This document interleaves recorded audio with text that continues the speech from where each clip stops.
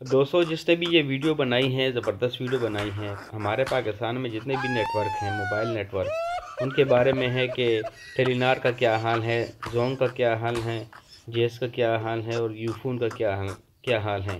तो ये वीडियो आप देख लें, आपको अंदाज़ा हो जाएगा कि आजकल पाकिस्तान में कौन सा नेटवर्क किस नंबर पे और किस स्पीड से जा रहा है। ये वीडियो देख लें और दोस्तों के साथ शेयर कर लें।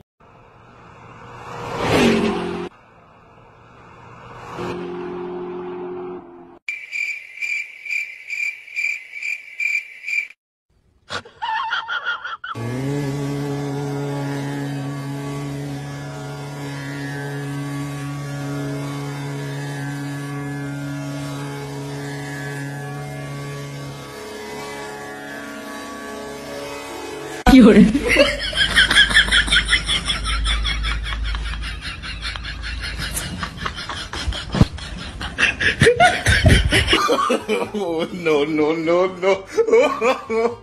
Oh.